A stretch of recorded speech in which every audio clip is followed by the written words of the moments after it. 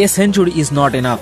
ভারতীয় দলের জন্য এখন একটা সেঞ্চুরি যথেষ্ট নয়, আর সেজন্যই তো সাউথ আফ্রিকার বিরুদ্ধে শেষ টি-20 ম্যাচে জোড়া সেঞ্চুরির পর এবার বর্ডার গাভাস্কর ট্রফির প্রথম ম্যাচেও জোড়া সেঞ্চুরি করলেন ভারতীয় ব্যাটসম্যানরা।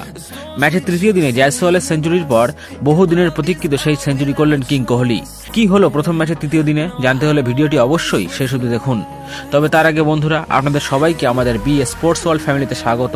আর আপনারা যারা এখনও আমাদের চ্যানেলে সাবস্ক্রাইব না করে থাকেন তারা এক্ষুনি নিজের সাবস্ক্রাইব বাটনটি প্রেস করে পাশের ঘন্টাটি বাজিয়ে রাখুন।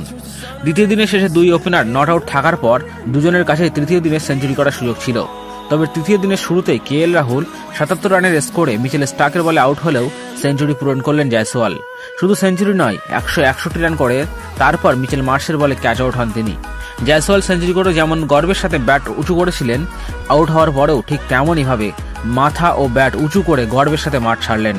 তবে একটা সেঞ্চুরি ভারতের জন্য এখন যথেষ্ট ছিল না, আর সেজন্যই সেই অভাব পূরণ করতে মাঠে নামলেন কিং কোহলি। ফিরে এলেন নিজে সেই পুরনো ফর্মে আর এনে দিলেন ভারতীয় সমর্থকদের সেই বহু প্রতীক্ষিত 81তম সেঞ্চুরি। তবে কোহলির সাথে অপর প্রান্তে ব্যাট করতে নামা ডেবিউটার নীতিশ কুমার রেড্ডির কথা না বললেই নয়। তিনি বোধহয় জানতেন যে ভারত ম্যাচ ডিক্লেয়ার করতে চলেছে, তাই তাকে হাত খুলে মারার জন্যই বলা হয়েছিল। আর তিনি নিরাশ করেননি ম্যানেজমেন্টকে। মাত্র 27টি বল খেলে 38 রান করেন তিনি। তবে বিরাট কোহলি সেঞ্চুরি করার পরেই ভারত 532 রানের লিড নিয়ে ম্যাচ ডিক্লেয়ার করে দেয়।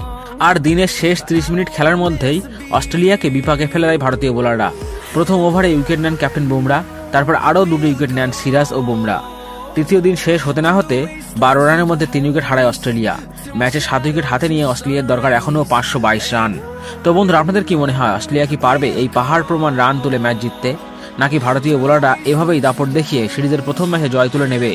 আপনার মতামত কমেন্ট করে জানান আমাদের।